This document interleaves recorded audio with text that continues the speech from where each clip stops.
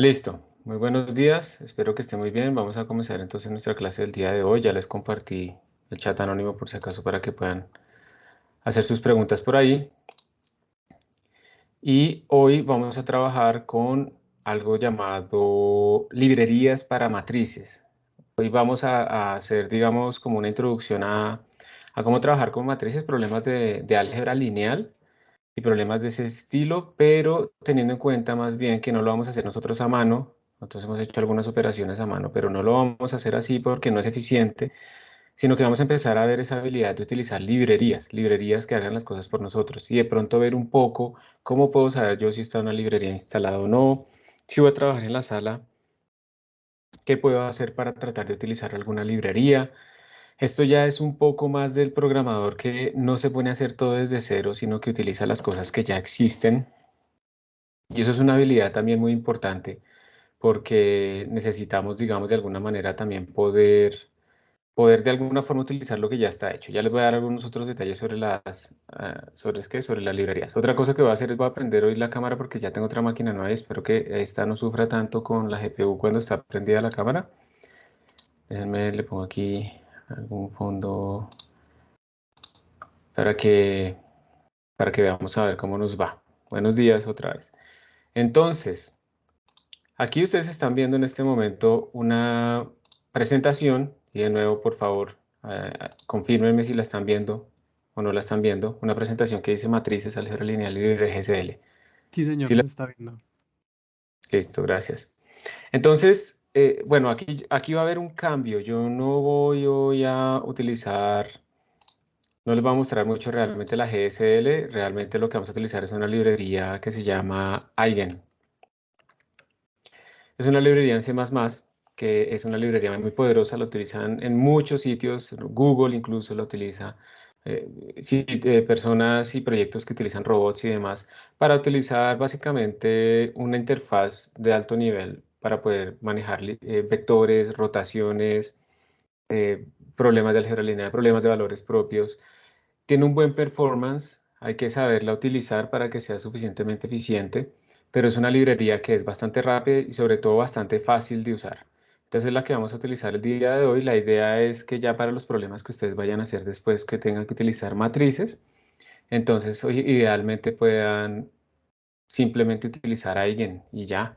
Es mucho más sencillo, mucho más fácil, que es casi como utilizar Python con SciPy. Uno no se pone a programar en Python las cosas desde cero utilizando listas o algo así, sino que uno utiliza también las librerías que ya están hechas para eso. Entonces ese digamos es como el cambio aquí en la presentación. La idea es principalmente cuando uno va a trabajar matrices es esta, ¿sí? O sea, ustedes tienen que tener en cuenta que uno nunca debe hacer esto. Uno no, o sea, uno nunca debería escribir sus propias rutinas. Uno lo que debe hacer es seguir ese consejo de no escribir sus propias rutinas. Ustedes pueden hacer fácilmente una función que calcule la transpuesta. Ustedes de hecho ya la hicieron. Una función que calcule la multiplicación de dos matrices. Pero resulta que esas implementaciones que ustedes hicieron, que hicimos en la clase, son multiplicaciones, son operaciones muy ineficientes. Tiene muchos problemas para ser eficientes en un computador normal con CPU, en la arquitectura actual que se conoce de von Neumann, porque no utilizan eficientemente algo llamado la caché. La caché es una memoria que está cerquitica al procesador y si el procesador es capaz de encontrar todo lo que trajo de la RAM y todo lo que necesita, lo encuentra en la caché y no lo tiene que ir a traer a la RAM, entonces va a ser mucho más rápido. Si lo tiene que ir a traer al disco duro es supremamente lento. Si lo tiene que traer de la RAM es más rápido, pero si lo tienes ahí cerquita en la caché es muchísimo más rápido. Nosotros no tuvimos en cuenta eso. Y eso quiere decir que si ustedes estudiaran el comportamiento de su algoritmo en función del tamaño de las matrices, van a darse cuenta que eso es una cosa de n al cubo o más o peor. Es decir, el tiempo, vamos a graficarlo acá, el tiempo, ¿qué se hace? El tiempo en función, vamos a poner tiempo de la operación en función del tamaño de mi matriz, puede ser una cosa tan fea como algo así.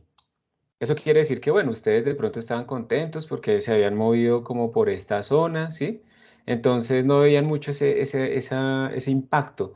Pero resulta que cuando uno vaya a la realidad y tenga que estar en esta zona, pues un programa que se le demoraba un día ahora se le demora 1000 días. O sea, una cosa así puede pasar, se puede demorar 1000 veces más.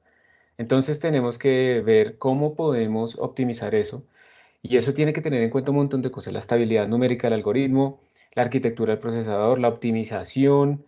Hay un montón de cosas por detrás, el round off también para que sea preciso el algoritmo. Hay un montón de cosas que hay que tener en cuenta y entonces uno, si se dedica a eso, pues no va a hacer su tesis o no va a terminar las cosas que tiene que hacer. De pronto esa parte de calcular los valores propios es algo auxiliar a lo que uno está buscando y si uno se dedica el 99% del tiempo a hacer una rutina supremamente eficiente para ese problema, pues no hizo la parte importante y solo le dedicó el 1% y eso se va a notar. Entonces, en esos casos uno es mejor, para evitar todo ese montón de problemas, que utilice una librería que ya haga las cosas, una librería contrastada, ¿no? Porque pues también la gente puede publicar ahora cualquier cosa, entonces ustedes pueden encontrar en internet cualquier cosa. Entonces, primero que todo es eso. Lo más importante es tratar de pensar que de pronto hay una librería que ya hace los problemas por mí y especialmente en matrices, definitivamente eso sucede. Otra cosa importante es que esas librerías, si son fáciles de instalar y son fáciles de usar y tienen una licencia que me permite utilizarlas sin problema, de pronto me resuelven el problema de correr un código en diferentes plataformas. Y además, cuando uno las optimiza, cuando uno compila de cierta forma, también pueden ser muy, muy eficientes. Todo esto está relacionado con que las librerías han hecho mucho trabajo por nosotros, los desarrolladores de esas librerías. Entonces nosotros debemos utilizarlas, ¿sí? Debemos utilizarlas, tener una idea de qué está pasando por debajo, pero pues no tratar de hacer todo desde cero. Una pregunta, si ustedes tienen que resolver este problema, el problema, por ejemplo, A, que es una matriz, y supongamos que es una matriz muy grande, A por X igual a B. X es un vector y B es un vector. A es una matriz, digamos, de n por n y X sería un vector de n por 1 y B es un vector n por 1. ¿Ustedes cómo resolverían esto en este momento? Si lo tienen que hacer en el computador, ¿cómo lo resolverían? Denme ideas. Pueden escribirlas aquí en el chat anónimo o pueden decir. Si no escojo a alguien al azar que me cuente, ya se salió alguien. John Guzmán, ¿tú podrías decirme qué se te ocurre en este momento hacer? No importa que sea cualquier cosa, lo que se te ocurre. Tienes que resolver este problema. Yo les di una matriz grandísima, la tienen que resolver. Si nos saltemos un lugar. Daniel Santiago, ¿estás por ahí? Ah, bueno, John dice no tengo idea. ¿Listo? Santiago, Daniel Santiago, ¿estás por ahí? Y eso está bien, John. O sea, uno puede decir no sé. Muy bien. Santiago, el algoritmo que ya tengo programado por Sí, el pero producto. la verdad no sabría cómo abordar el problema. Listo, no pasa nada. Y si ustedes lo tienen que hacer teóricamente, ¿cómo resuelven eso teóricamente? Digamos que la matriz es chiquita, de 3 por 3 máximo. ¿Cómo lo harían teóricamente? Gabriel León. Sí, señor. ¿Es la de 3 por 3 por cuánto la estamos multiplicando? La de La 3 de por 3 por 3, 3, multiplicando por un multiplicando vector por un de vector de 3 por 3 1. por 1. Ah, pues entonces haríamos lo de la columna con la fila y luego con la siguiente y así. O sea, O sea, tratar como de tratar como de hacerlo hacer. manual sería como más o menos como calcular la inversa o algo así, ¿cierto? Sí, sí, señor. Sí, ok, sí, sí, sí, que toca calcular la inversa y ahí sí, cómo resolver ese sistema que nos quedaría. O sea, lo que tenemos es A y lo que tenemos es B. Queremos X. Entonces, una típica aproximación es como poner A a la menos 1. Vamos a escribirlo así. A a la menos 1, que es la inversa, por A, por X, igual a la menos 1 por B, ¿cierto? Y como A a la menos 1 por A es la identidad, pues entonces nos queda que X es A a la menos 1 por B. Y la inversa, ¿cómo la calculan ustedes normalmente? Si la tienen que hacer a mano, ¿la saben hacer? No sé, Michael Sánchez, ¿estás por ahí? Ah, bueno, que dice, primero hay que ver si tiene inversa con el determinante. Entonces hay que calcular el determinante, ¿cierto? Entonces digamos que calculamos el determinante nos dio diferente de cero, entonces podemos calcular la inversa con la matriz de cofactores y todo ese rollo, ¿cierto? Resulta que, por ejemplo, calcular el determinante es una operación supremamente pesada computacionalmente. Para una matriz de 3 por 3 uno lo hace a mano, pero a medida que uno va aumentando el tamaño de su matriz, ese determinante, ese algoritmo que uno conoce va creciendo como n al cubo. Y entonces, de nuevo, digamos, para que le pongamos, digamos, números a esto.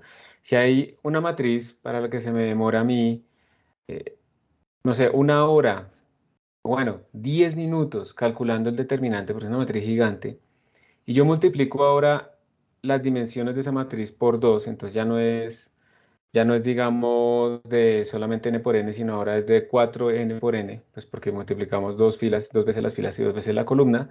Entonces el tiempo ahora va a ser 4 al cubo. 4 por 4 y 6 por 4, 64. Se va a demorar 64 veces más. Si antes eran 10 minutos, ahora son 640 minutos. Y eso es porque es algo auxiliar. Falta calcular la matriz de cofactores. Y después sí calcular esto. Entonces, la inversa es una operación muy pesada computacionalmente y esta no es la forma ideal en la que uno resuelve ya en el computador estos problemas. Uno no calcula la inversa. Cuando yo tengo este tipo de problemas A por X igual a B y no necesito la inversa, hay muchas otras formas de resolverlo que no impliquen calcular ni determinantes ni inversa por costo computacional. Descomposiciones LU, descomposiciones QR, el algoritmo de Gauss, un montón de cosas que hay detrás. Normalmente no sé, en los cursos de programación se ponen a implementar todo esto desde cero, pero nosotros acá no vamos a implementar desde cero estos algoritmos, sino que vamos a utilizar una librería que nos permite tenerlos ya listos y además hacer muchas más cosas. Voy a leer aquí otra cosita, elemento a elemento teniendo en cuenta un error. Sí, sí, exacto. O sea, uno puede como idearse formas, pero lo que voy yo es que no va a ser eficiente. No va a ser eficiente. Por mucho que uno sepa programar, por mucho que uno sea muy hábil, no va a ser nada eficiente. Entonces, ese tipo de problemas tan sencillos ya requieren que uno cambie un poco su aproximación y utilice probablemente alguna librería. Entonces, esto es lo primero. Esto viene del libro de Landau y Páez, que ustedes lo encuentran ahí en la bibliografía. Hay problemas como estos, A por X igual a B, ¿cierto? Ese era el que estamos viendo. O también los problemas de valores propios, que es A por X igual a lambda por X. Esos problemas son problemas típicos en nuestras aplicaciones, en las aplicaciones en física. Son problemas típicos y tenemos que poderlos resolver apropiadamente y de forma eficiente. Una cosa importante, entonces, aspectos a tener en cuenta. Los computadores son finitos. Eso quiere decir que la memoria que yo tengo es finita y eso quiere decir también que, primero, ya lo hemos hablado, no podemos representar todos los números reales en el computador, no podemos hacerlo. Porque si representamos todos los números reales que son pues, infinitamente densos, necesitaremos infinita memoria para poder representar la infinita precisión que estamos buscando. Eso implica entonces que no tenemos representatividad de todos los números reales y por eso existe el error de representación, el error de round off, donde números reales tienen que ser truncados para ser representados con números computacionales. Ese error aumenta entre más grandes son nuestros números y la forma en que lo mantenemos acotado un poco es renormalizar nuestros modelos para que los números no sean tan grandes. O sea, si un double soporte 10 a la 300, pues no manejar números 10 a la 300, rescalar nuestro sistema para que esté en el orden de 1000, de 10.000, cosas así. Y lo segundo es que incluso entre 0 y 1 o entre 1023 y 1024 tenemos cada vez menos números, entonces al final pues tenemos menos representación, pero al final tenemos un límite máximo también de memoria. Si ustedes calculan, por ejemplo, esta matriz, es una matriz de 4 dimensiones en la forma antigua, esta matriz que están viendo acá. Es una matriz de 4 dimensiones, esta. Y entonces su tamaño sería 100 por 100 por 100 por 100, 10 a la 2 a la 4, o sea, 10 a la 8, ¿cierto? Y como digamos que son DAOs, cada uno ocupa 64 bytes, entonces tenemos 10 a la 8 por 64. 64 por 10 a la 8 es 6.4 aproximadamente, digamos 64 bytes por 10 a la 8, eso es del orden de casi 100 bytes por 10 a la 8, es casi 10 a la 9, esto es del orden de 1 gigabyte. Esta matriz, que no es grande, porque puede ser que yo estoy diciendo simplemente, hago 100 pasos de tiempo y cojo 1 metro y lo divido en milímetros. Voy a simular un fluido, 1 metro cúbico, eso no es nada, para simular un río, a nivel de milímetro porque tiene harta turbulencia. Entonces tienen un cubito de metro por metro por metro, en resolución de milímetro, lo evolucionan en 100 segundos y ya con eso tienen 1 gigabyte. Si ustedes llegan a duplicar esto, porque dicen, no, venga, yo necesito 200 segundos y necesito 2 cubos, entonces vamos a tener 200 por 200 por 200 por 200, se multiplica todo esto por 8, ya van en 8 gigabytes. Y si lo hacen por 4, ya perdieron completamente, ya necesitan, casi se pueden, o sea, fácilmente pueden escalar a terabytes de memoria.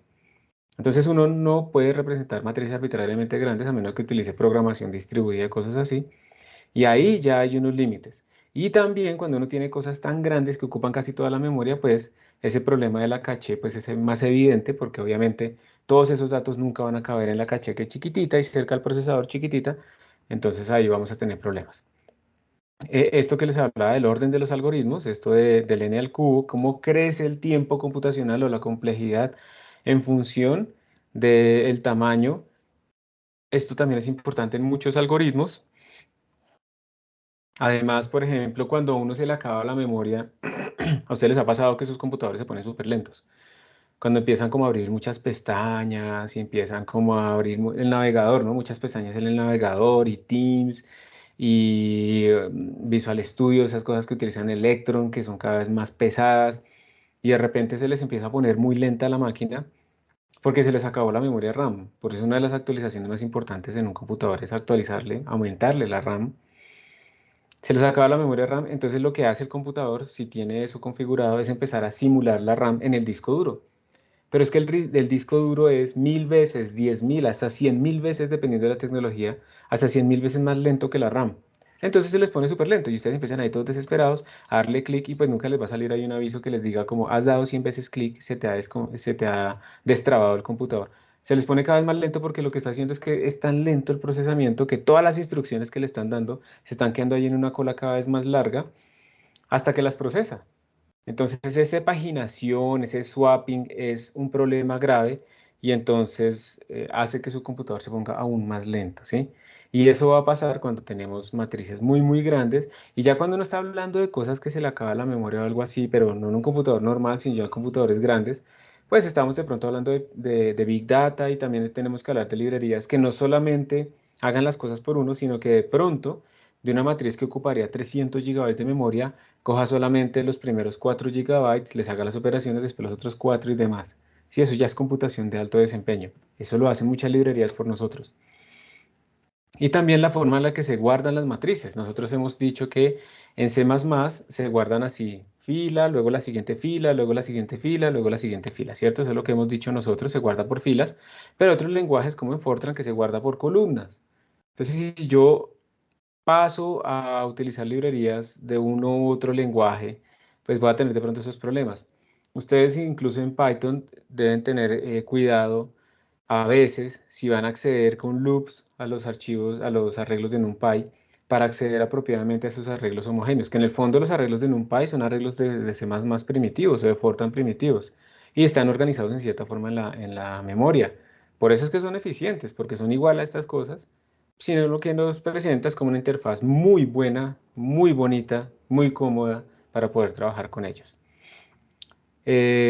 Los subíndices empiezan en 0, ¿sí? Pero por ejemplo, en Fortran empezaban en 1 y hay otros lenguajes en donde empiezan en 1, perdón. De pronto a alguno de ustedes, no sé si se le ocurrió o no, de pronto en el problema que les decía al principio también hubieran podido utilizar otra librería como MATLAB, ¿cierto? Un programa como MATLAB también puede resolver estas cosas. Problema de MATLAB son las licencias, ¿sí? Y entonces ustedes ahorita tienen la licencia de estudiante y entonces utilizan MATLAB y la vida es muy bonita y todo funciona. Y cuando salen a trabajo tienen que empezar a pagar ustedes por la licencia de MATLAB y probablemente en su trabajo no lo van a hacer. O si van a utilizar un clúster, tienen que pagar por cada nodo del clúster. Entonces, si van a utilizar 100 computadores del clúster, entonces van a tener que pagar 100 licencias, entonces ya otra vez están limitados por eso. Denme un momentico, por favor. Entonces, también tengan en cuenta eso, ¿no? Si van a utilizar, digamos, obviamente MATLAB es muy bueno en algunas cosas. Yo creo que MATLAB tiene una gran ventaja en cuanto al procesamiento de imágenes, por ejemplo. Python ya hace mucho de eso, Octave también, Scilab. Pero pues de todas maneras, MATLAB tiene por detrás todo un ejército de ingenieros, entonces eso de todas maneras se nota. Y pues uno tiene que saber qué herramienta utilizar en cada momento, pero también tengan cuidado con hacerse la vida fácil ahorita para complicársela después. Sí, esa es la otra situación que puede ocurrir. Entonces, también tener en cuenta eso. Ahora bien, volvamos entonces ahora hacia las matrices. O sea, hay muchos problemas por detrás realmente muchos más. También está la precisión de los algoritmos, que sean estables también, que una pequeña perturbación numérica en mis datos no haga que el error se explote completamente, y más, y más, y más cosas. Entonces, la librería está tratando de ayudarnos a resolver ese tipo de problemas para que nosotros no estemos sufriendo tanto con eso.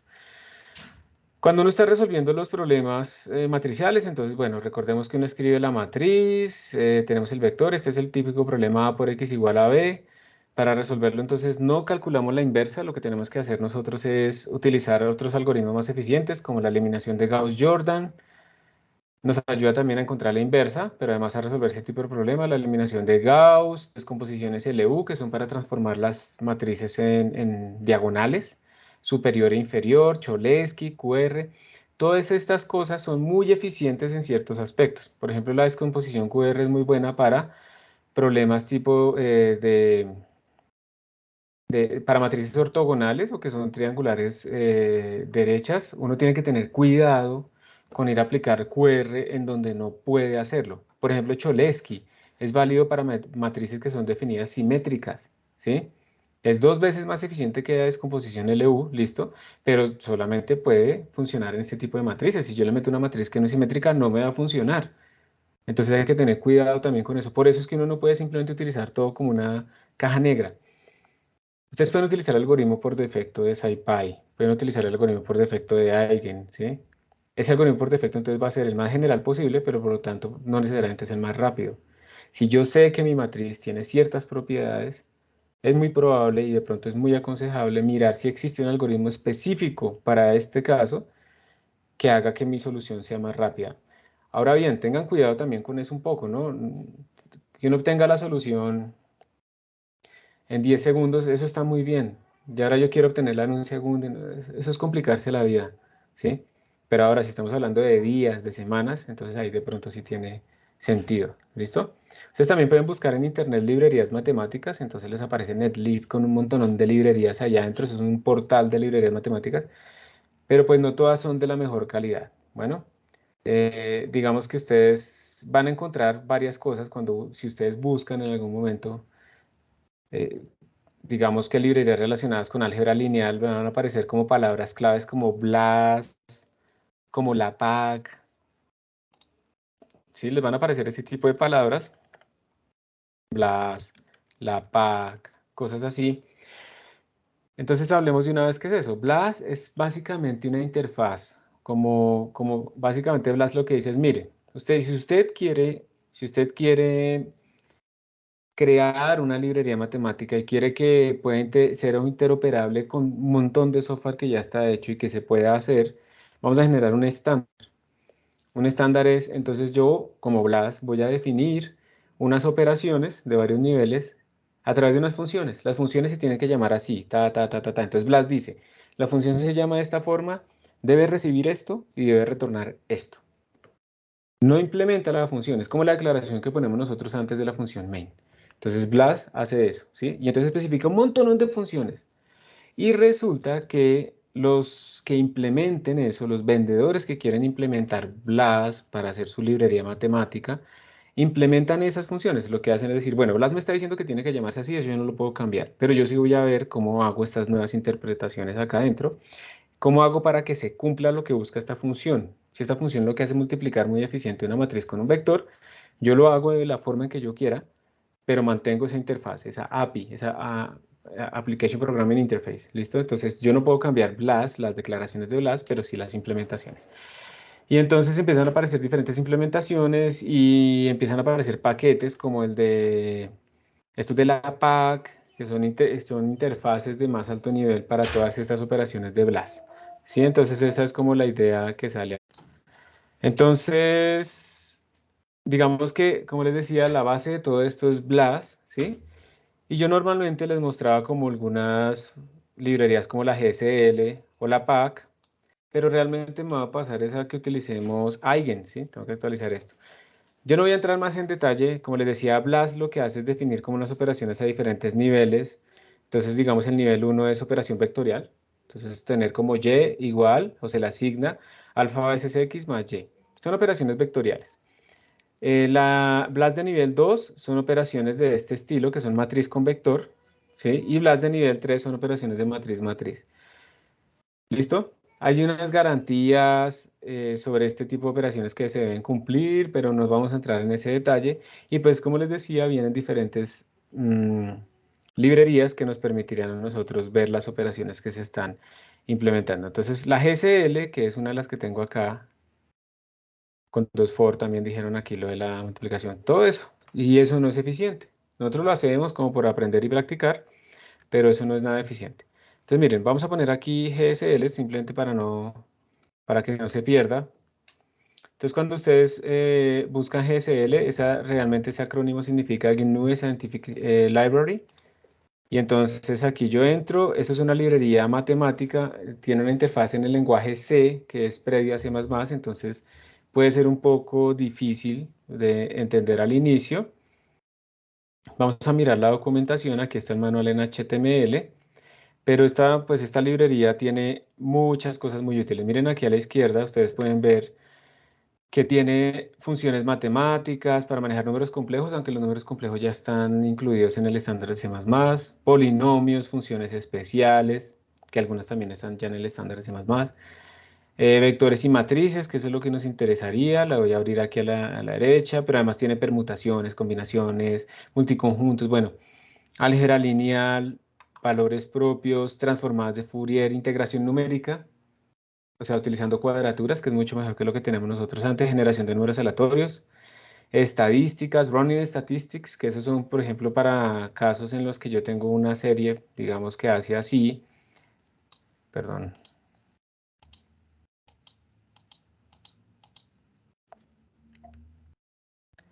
A ver si me hace caso, esto, era esto. Digamos que yo tengo una cosa que fluctúa mucho, ¿sí? Una serie de tiempo.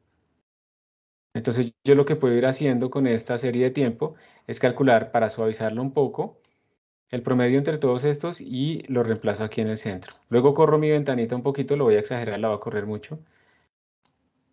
Cojo esto y reemplazo por ese promedio que tengo acá este punto. Y así sucesivamente. Entonces al final me va a quedar muy probablemente una curva que está un poco más suavizada. ¿Listo? Mucho más suavizada que lo que tenemos ahí. Entonces de pronto va a quedar una cosa que tiene una tendencia. Y yo lo que puedo hacer después de hacer esta running statistic es restar la original, a la original restarle esta suavizada y con eso me estoy quedando solo con las fluctuaciones. Entonces después ya puedo graficar o tratar de estudiar más bien. Yo sé que hay una tendencia creciente, pero me interesa saber esas fluctuaciones cómo se comportan, si tienen una periodicidad o alguna cosa así. Entonces todo eso se puede hacer, uno lo puede implementar, pero pues también ya hay librerías que le ayudan a uno a hacer este tipo de análisis de datos. Filtros, histogramas, tuplas, integración de Monte Carlo. O sea, hay un montón de cosas que hace esta librería. Miren que la bajé y salieron más cosas. Ecuaciones diferenciales ordinarias, diferenciación numérica, aproximaciones, bueno, transformadas con wavelet, con discrete de Hankel, que eso se aplica mucho en medicina. Buscar root finding, raíces, tanto unidimensional como multidimensional, también la minimización, la optimización, fittings, es decir, es gigantesca, miren, sí, tienen un montón de cosas, entre ellas, pues, lo del álgebra lineal. Entonces, digamos que si uno va a mirar, por ejemplo, para valores propios, entonces uno tiene aquí un montón de funciones y la primera habilidad que ustedes tienen que tener para utilizar una librería es leer la documentación. Y segundo, tratar de buscar un ejemplo para adaptarlo. Es muy difícil que yo solamente leyendo esto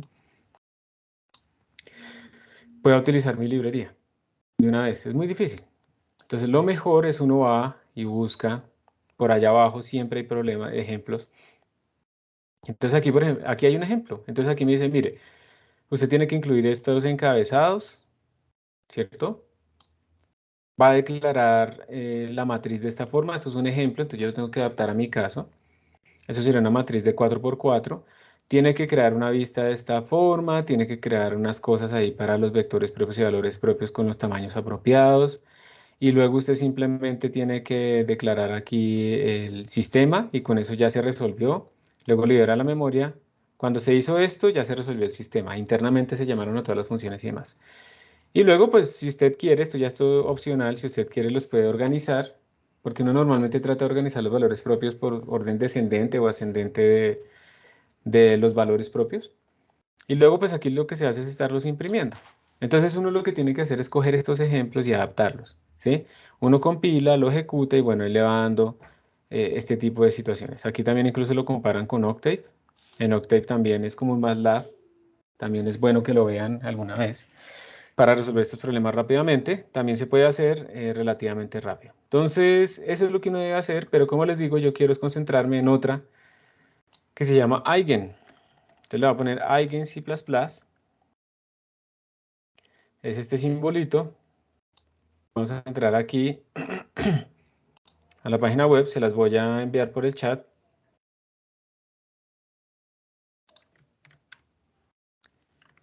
Entonces aquí está, aquí dice Eigen. Eigen is a C++ template library.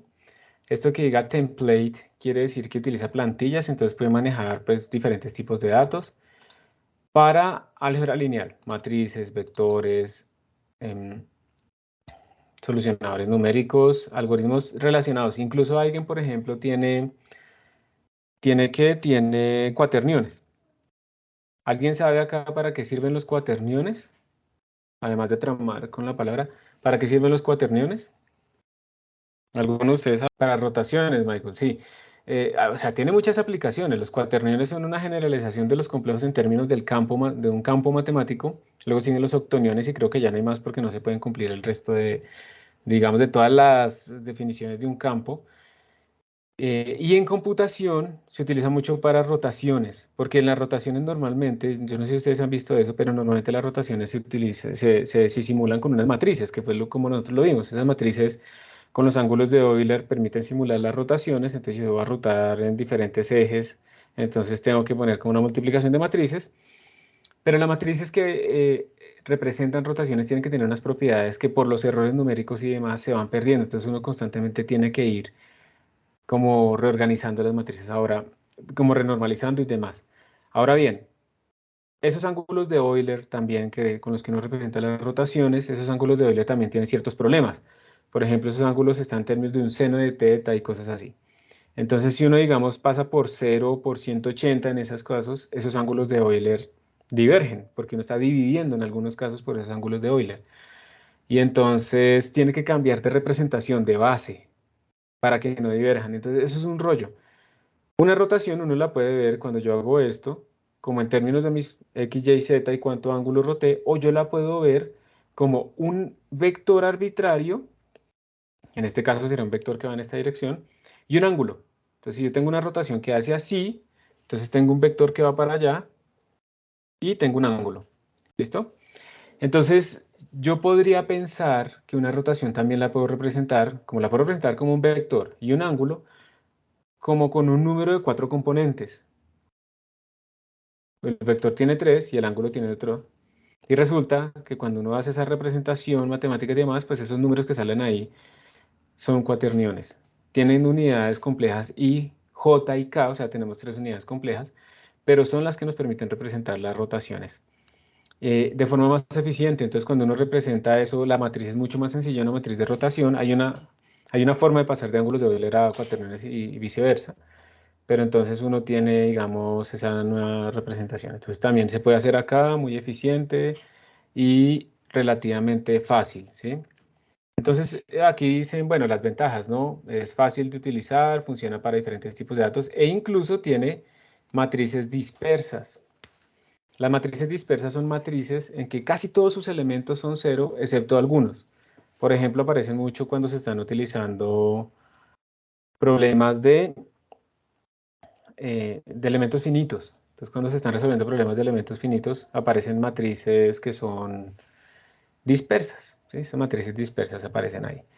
Dice que soporta muchas descomposiciones de matrices y algunas características geométricas. Tiene algunos módulos no soportados que de todas maneras le permiten hacer a uno cosas como, por ejemplo, optimización no lineal, funciones en matrices, unos solucionadores de polinomios, transformadas de Fourier y demás. Es rápida, eso es muy importante. Nosotros queremos que no solamente sea correcta, que sea libre, sino que sea rápida. Entonces, rápida, utiliza templates y hace lazy evaluation, que quiere decir que no evalúa todo tan pronto uno lo declara, sino hasta que se necesita. Utiliza vectorización, que esto es de muy bajo nivel, entonces esto ya es, bueno, no muy de muy bajo nivel, pero para nuestro nivel sí. Entonces lo hace automáticamente por nosotros para que las instrucciones vectorizadas de los procesadores se utilicen apropiadamente. Está optimizado para tener apropiadamente digamos, el manejo de la memoria. Y cuando tiene unas matrices muy grandes, también trata de ser amigable con la caché para que eso sea relativamente rápido. Es confiable en que está muy documentada, además digamos que su API no cambia mucho y además tiene mucho testing. Entonces está siendo constantemente testeada, entonces los bugs que se encontraron antes no se van a repetir después idealmente. Además que es fácil de utilizar, eso es lo que le llaman que es elegante, es fácil de utilizar y tiene un buen soporte de compiladores. Uno puede utilizarla en compiladores muy viejos y muy nuevos. Entonces aquí está, digamos, el Getting Start Guide. Esto es lo que uno tiene que hacer, como les decía, empezar a leer la documentación. Miren, por ejemplo, las descomposiciones que tiene Eigen. Y estas tablitas son muy útiles porque le dicen a uno, mire, usted tiene, por ejemplo, la descomposición de parcial, ¿cómo se llama? LU de pivote parcial. Requiere que la matriz sea invertible, ¿sí? Este es rapidísimo, comparativamente. Depende de algo llamado el condition number de la matriz.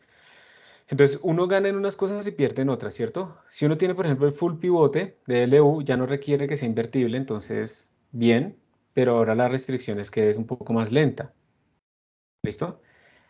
También gana en que está probado que es, digamos, preciso y es estable este algoritmo. Bueno, y entonces, digamos, también inclusive ellos dicen que qué tan madura es la implementación que tienen en Eigen y pues todo esto es bastante bueno porque ya está bastante probada, digamos.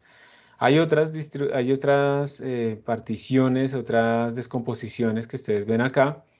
Y entonces, por ejemplo, miramos esta dice que esta es lenta, ¿sí? Esta dice que esta es lenta, entonces uno tiene que mirar si esta es la que uno necesita, ¿ven? Si esta es la que uno necesita para sus problemas o si mejor utiliza alguna de las otras. Hay muchas que ya están implementadas. Hacer esto uno a mano es muy complicado. Hacerlo bien es muy complicado. Y ya están aquí pues listas para que uno las utilice. Bueno, entonces también tiene algunas transformaciones, entonces uno puede utilizar como rotaciones en 2D o rotaciones en 3D en términos de ángulo y eje, rotaciones como cuaterniones, escalamientos, o sea, ese tipo de transformaciones que uno hace a veces con las matrices y que son útiles en diferentes contextos, ya están implementadas para que el programa de uno sea relativamente corto. Bueno, y en esos módulos no soportados, yo a veces he utilizado algunos de ellos, aparecen varias cosas interesantes como autodiferenciación, módulos con paratensores también, o sea, cosas multidimensionales. Aparece también ángulos de Euler, también transformadas de Fourier, un algoritmo, un módulo para hacer interpolación no lineal adentro, vectorizaciones. Bueno, hay un montón de cosas incluso para utilizar OpenGL, que es para hacer las gráficas en 3D en el computador, ¿sí? Entonces hay muchas cosas que están por detrás, para que ustedes vean que hay muchísimo por detrás disponible para ser usado. Y eso es lo que vamos a hacer hoy, ¿sí? Vamos a hacer hoy es eso, utilizar una librería como Eigen para poder resolver ciertos problemas matriciales. ¿Listo? Entonces, bueno, yo aquí voy bajando un poquito más lo de la GSL, que aquí está todo esto hecho así, y pues al final lo que queremos es poder resolver ese tipo de problemas, encontrar la inversa de una matriz pequeñita, esta es fácil, pero también grandísima. O también, por ejemplo, resolver ese tipo de problemas vectoriales, ¿sí? Y muchos más. Problemas que tienen que ver con circuitos, ahí aparecen matrices. Problemas que tienen que ver con reactores químicos, aparecen matrices, ¿sí? Hay un montón de problemas, incluso problemas de ecuaciones diferenciales, pero un sistema de ecuaciones diferenciales, ahí aparecen matrices en los coeficientes y son constantes. Y las propiedades de esos vectores propios o valores propios representan las propiedades de las soluciones. Entonces, esto es muy importante, saber utilizar matrices eficientemente, resolverlas eficientemente. ¿Que siempre tengo que utilizar Eigen? Pues obviamente no.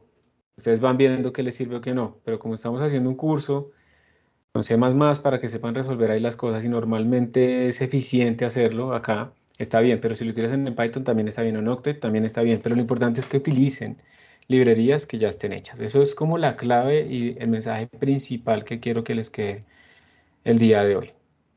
Bueno, entonces si ustedes van a sus computadores y le hacen un git pull, les deben aparecer en este momento unos códigos para el día de hoy. ¿Me pueden confirmar, por favor? Si les aparecen unos códigos que dicen como eigen-mb, eigen-linear algebra, double, eigen-linear algebra, eigen-example 01. Sí, hagan un git pull, por favor. Voy a ir cerrando acá. Profe, una pregunta. Sí, dime. ¿Uno puede crear librerías de alguna manera? Pues, ¿qué es una librería? ¿Cierto? Esa es como la pregunta. Para saber si yo lo puedo crear, necesito saber qué es. Entonces, la respuesta es sí, porque es que, digamos, una librería, ¿qué es? Es un código en donde tú dices, mire, incluya esto y compile de esta forma y ahí usted está utilizando lo que yo escribí. ¿Sí? Entonces, tú, por ejemplo, puedes coger esas declaraciones de las funciones que has hecho y las pones en un archivo .h de encabezados. Y las implementaciones lo pones en un CPP y tú decides si quieres compartir ese código fuente, las implementaciones, o lo compilas en un objeto binario y compartes eso más bien. Entonces tú le dices a la gente, mire, yo tengo este archivo de declaraciones, este archivo de implementaciones, compile de esta manera, incluya esto en su programa y listo, ya puede utilizar mi librería. Entonces sí, tú puedes hacer una librería y por eso hay que tener cuidado porque uno encuentra en internet muchas librerías, pero pues que realmente son códigos que no están probados, no están utilizados y pues hay que tener cuidado con eso. Pero sí, tú puedes hacer tu propia librería. ¿Sí? ¿Queda claro? Espérate, a ver, creo que están preguntando algo. Ah, no. Listo. Entonces vamos a utilizar Eigen, aunque no me gusta una cosa que hacen aquí en el tutorial, pues vamos a mirar un poquito la documentación. Vamos a saltarnos un momentico esto de How to Install Eigen. Simplemente vamos a pasar al primer ejemplo. El primer ejemplo lo tengo también acá. Un momentico. Voy a poner esto más grande. Entonces, aquí está el tutorial. Y el primer código que quiero que ustedes compilen, por favor, es el que se llama eigenexample01.cpp. ¿Sí? Quiero que compilen ese código. Es este que está acá, pero vamos a explicarlo un momentico. Voy a agrandarlo aquí. Entonces les voy a explicar qué estamos haciendo en este código. ¿Ustedes están viendo el código? ¿Sí? ¿Me confirman, por favor? Sí, señor. Gracias, aquí a la derecha. Entonces, miren, esta primera parte, pues ustedes ya la conocen, ¿cierto? Esta primera parte es para imprimir, pero esta es la forma en que estamos empezando a utilizar nuestra librería. Estamos incluyendo un encabezado, ¿sí? Y en ese encabezado estamos diciéndole, oiga, yo quiero compilador que usted vaya y busque en algún sitio. Cuando lo escribo así, le digo en el sitio estándar que usted busca, vaya y busque, por favor, en esos sitios tiene que haber un subdirectorio llamado eigen3 y, y allá adentro otro subdirectorio llamado eigen y allá adentro una cosa llamada dents y quiero que lo incluya. Si el compilador lo encuentra, perfecto, lo incluye y ya, se resolvió todo. Si no lo encuentra, eso es algo que vamos a ver ahorita, si no lo encuentra, ¿qué tenemos que hacer? Para eso es que está esta línea rara por aquí arriba, pero ya lo vamos a mirar, porque eso depende de la máquina. Entonces, esta es la forma en que estamos empezando a mostrar que queremos usar una librería como Eigen. La segunda, entonces, es, estamos acá pues declarando nuestra función main, y aquí estamos declarando un objeto de Eigen. Entonces, muy importante, entendamos esto. ¿Se acuerdan cuando escribíamos std 2.2 Ahora estamos escribiendo Eigen 2.2 O sea, todo lo que esté después de Eigen 2.2 son cosas dentro de la librería Eigen. Pertenecen a ese espacio de nombres. Y aquí estamos declarando uno muy especial que se llama matrix xd. ¿Y esto qué quiere decir? Primero que todo, aquí estamos diciendo que esto es una matriz, ¿sí? Por eso el matrix. El X mayúscula quiere decir que el tamaño es dinámico, no tiene que ser un tamaño fijo. Si ustedes quieren decirle, venga, es que esto tiene que ser una matriz de 4x4, ustedes le pueden colocar matrix 4D. Y si se preguntan por qué poner eso así, es porque a veces cuando yo le digo el tamaño en tiempo de compilación, alguien puede hacer unas optimizaciones extras cuando sabe el tamaño. Y cuando no sabe el tamaño, no las puede hacer. Aquí lo vamos a hacer de la forma genérica, que no utilice esas optimizaciones, pero si llega a pasar un caso así, ustedes están seguros que el único tamaño es de 3x3, 4x4 o algo así, si están declaradas en alguien, las pueden utilizar. Y esta D quiere decir que el tipo de datos que vamos a guardar es double. Si le ponen una F, implicaría que son float. Si le ponen una I, implica que son enteros. Entonces, nosotros vamos a tener básicamente acá una matriz de cualquier tamaño, se lo podemos dar de una vez o después, que guarda doubles. La vamos a llamar M y en este caso le vamos a especificar de una vez el tamaño. Le vamos a decir que es una matriz de 2x2. ¿Listo? Entonces aquí se ha declarado un objeto de matriz de eigen de 2x2. Luego podemos empezar a colocarle los valores. Entonces observen que aquí no se utiliza el corchete porque esto no es un arreglo. Internamente tiene arreglos y demás, pero esto no es un arreglo. Entonces miren que estamos utilizando los paréntesis para que el elemento 0,0 valga 3. Así accedemos a esos elementos. Eso es una sobrecarga del operador paréntesis y él internamente pues sabe a dónde ir a buscar en su arreglo primitivo interno por allá, ese tipo de cosas. El elemento 1,0 se indexa desde 0, 0,1 y 1,1. Y pues obviamente yo puedo referenciarlos a la izquierda o a la derecha, ¿cierto? Aquí el 1,1 es la suma del 1,0 y del 0,1. Y además, utilizando cout también la podemos imprimir a la pantalla. Está sobrecargado cout también para poder imprimir eigen. Entonces, ustedes ya deben tener este código.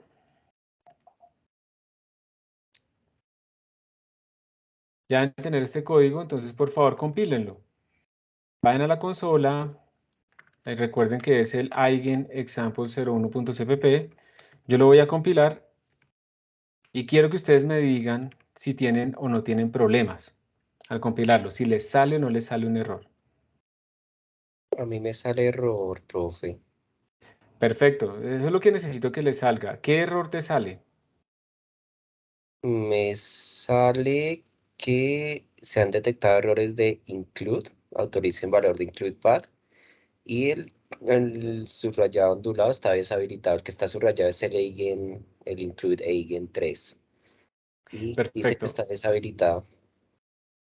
Digamos que no lo encuentra, básicamente eso es lo que está pasando, no lo está encontrando, no está encontrando tu librería.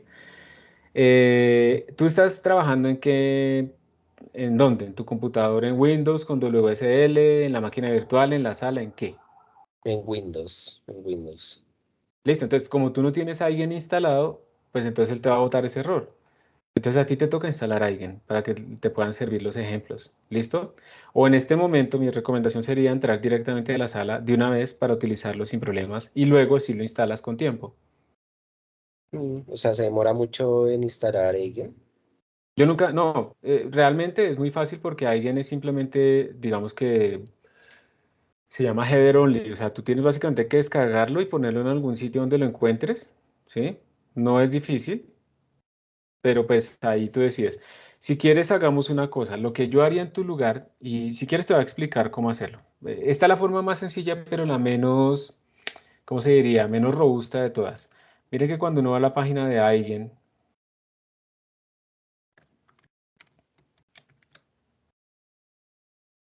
esta no es la forma en la que uno debe instalar las cosas, pero pues se podría resolver así relativamente sencillo.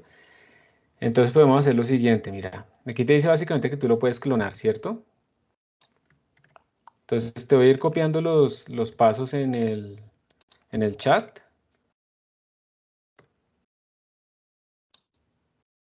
Listo, lo vamos a clonar, ¿está bien? Entonces yo voy a ir, pero préstame atención, yo te los voy a copiar y luego tú los haces. Préstame atención y de pronto las otras personas que estén en Windows o algo así lo pueden hacer. Vamos a ver si eso funciona. Yo voy a entrar aquí yo tengo una carpeta repos, ustedes lo ponen donde quieran y lo voy a clonar acá. Entonces miren, ahí git clone no sé qué. Ya lo estoy clonando. Esta es una forma manual de hacerlo, esto no siempre funciona. Sí, a veces tienen que hacerlo con apt-get o con el manejador de paquetes de su distribución o de su programa, lo que sea. Yo lo voy a hacer así manualmente. Si quieres puedes irlo haciendo porque es un repositorio bastante grande. Entonces está un poquito demorado. Mira, en 30 casi en 40.000 de 116.000. Vamos en este momento en un tercio de lo que se debe demorar. Mientras tanto, otras personas han tenido problemas.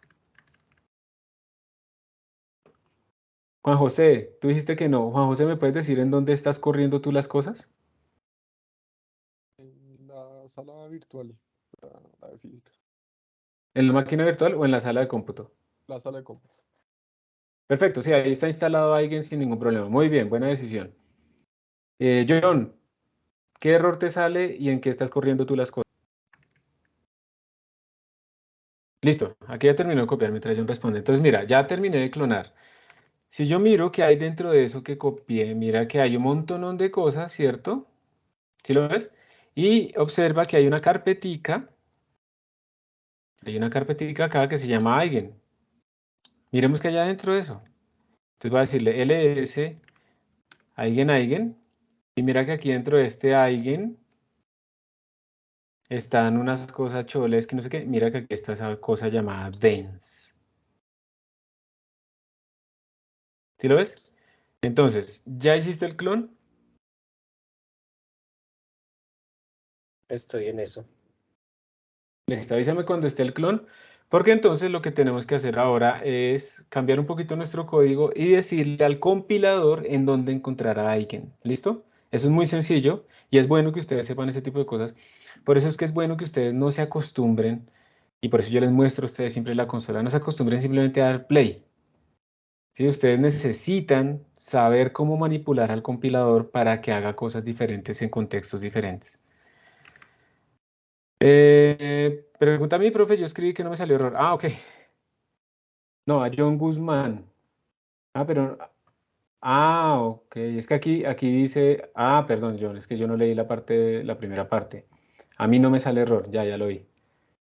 Laura también en Replit, claro, Replit no tiene instalado a alguien, entonces también tienes que instalarlo, Laura. Entonces tienes que hacer también lo del git clone que estamos haciendo.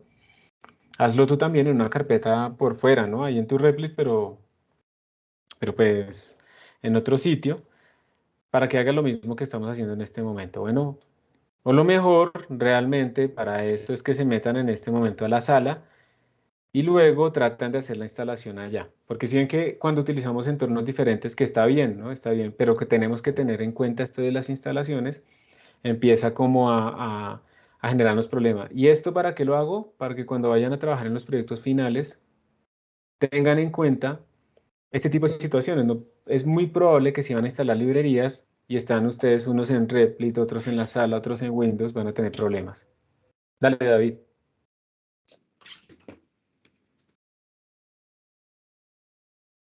No te escucho. Ya está subiendo. Ah, ya estás ¿qué? Subiendo, descargando, me imagino.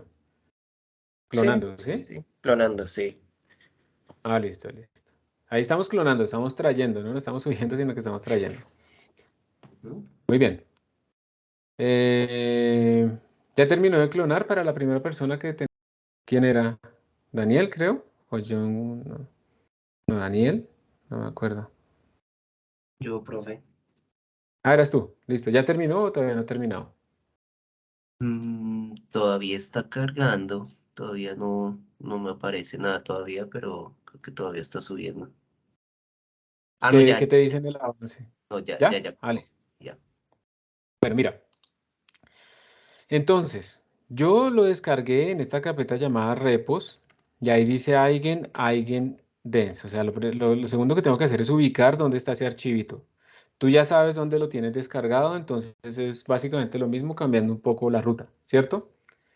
Entonces, en ese caso, así manualmente, tú tienes que ir, a ver, ¿dónde estoy? Acá, y tú tendrías que editar tu código. Lo primero que habrá que hacer es eso, SC, yo lo voy a abrir aquí con Emacs, tú lo abres con lo que quieras. Entonces aquí lo tengo abierto. Entonces, ¿te acuerdas que no había nada llamado Eigen 3? Sí. Entonces vamos a quitarle este 3. ¿Te acuerdas que nuestra ruta, a ver dónde estábamos?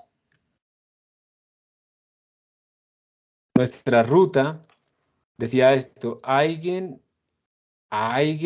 O sea, en minúscula, en mayúscula y dense, ¿cierto? Ujú. Entonces eso es lo que voy a escribir acá.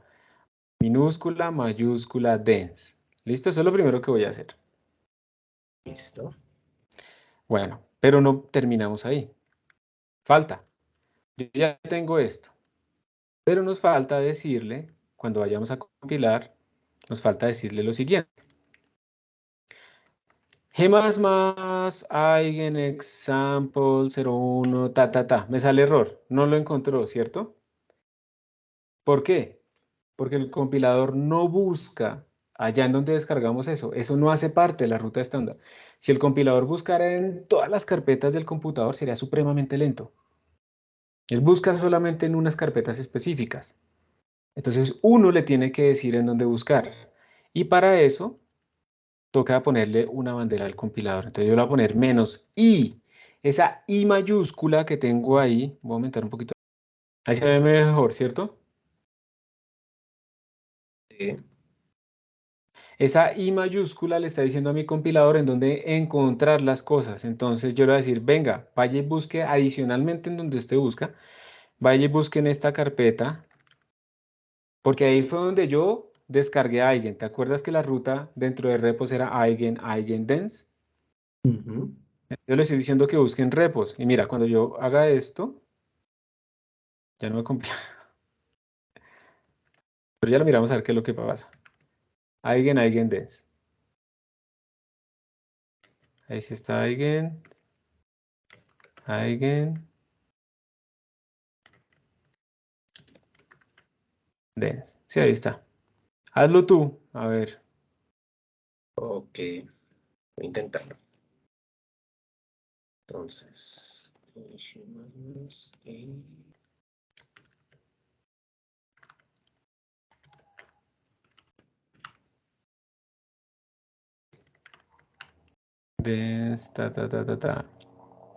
Es un poquito más complicado de lo que me imaginé. Corcholesky. Sí.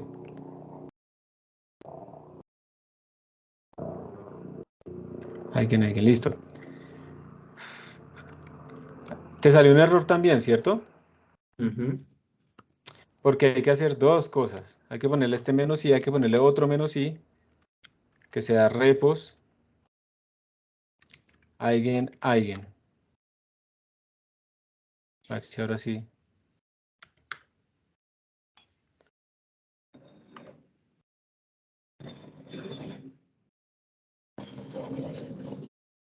No le está gustando a mi compilador. No, a mí tampoco está como quejando. ¿Pero qué error te está saliendo a ti? El mismo. Y el problema es que no encuentro aquí cómo compilar. A mí ya me compiló. Aquí en la máquina. Era un problema simplemente del compilador. Listo. Sí, con la misma banderita inicial. Ya me está compilando. Entonces, bueno, mira. Lo que pasa es que yo aquí en mi computador tengo que ponerle G++-11 para que me escoja el G++ que ustedes utilizan, o si no, él realmente utiliza otro compilador que se llama Clang, y eso es el que está generando problemas. Entonces, mira, volvamos al principio. Yo lo que le estoy diciendo es en dónde buscar a Eigen, ¿listo? Recuerda que hicimos dos cosas. Yo le cambié aquí un poquito la ruta, ¿sí? Le quité el 3, porque cuando yo lo cloné, el repositorio se llamaba Eigen, y adentro hay otra cosa llamada Eigen en mayúscula, y adentro estaba el dense. Entonces tuve que adaptar mi código a que lo encontrara. Y la segunda fue que le tuve que decir a mi compilador en dónde buscar este directorio base, este Eigen, ¿cierto? Que está dentro de repos en mi caso. Si yo lo compilo, ahí me sale un warning del linker, pero eso no tiene nada. Entonces ya está, ya compiló. Y si lo ejecuto, entonces ahí me sale mi matriz. ¿Puedes compartir tu pantalla para que veamos un momentico? Sí, sí, claro. Si quieren los demás, si están cansados, pueden descansar en este momento un poquito mientras miramos acá y eso queda grabado. Ok, Listo, ya está bien. empezando a aparecer. Espérate, listo, ya está apareciendo. Entonces, déjame ver un momentico. Tú tienes Eigendance, Fatal Eigendance no such file or directory, pero es que tú estás compilando sin el -i mayúscula. Entonces, menos I mayúscula. ¿Y cuál es la ruta en donde descargaste, donde clonaste a alguien? La ruta la dejé en el escritorio, en una carpeta también la llamé repos. Entonces, barra Tienes que repos. copiar esa ruta acá. Pero no sería como, no, te toca escritorio, no sé qué, toda esa ruta. ¿No hay forma en que tú copies esa ruta ahí? Yo no sé en Windows cómo se hacen esas rutas. ¿Sí? Esa vaina. Mira, a ver, pero ese espacio ahí en nueva carpeta, ese espacio yo creo que va a generar problema. Tocaría ponerlo como entre doble comillas toda la cadena. Al inicio de la C. Voy al cursor con la flecha. No, justo pegadito a la C, exacto. Hasta el final en repos. Ahí, Ok. exacto. Espacio y el nombre del código que quieres compilar. Vamos, yo no sé si eso funciona, vamos a ver. Completa con el tab, eso. Enter.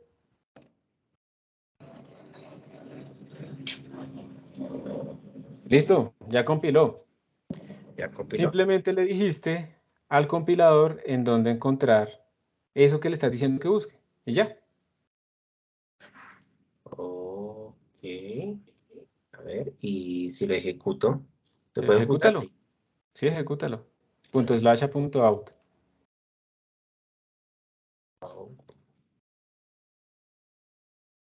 O como se Sí. llame, yo no sé cómo se llama ahí, .exe creo. Así. Yo no sé cómo se escribe ahí.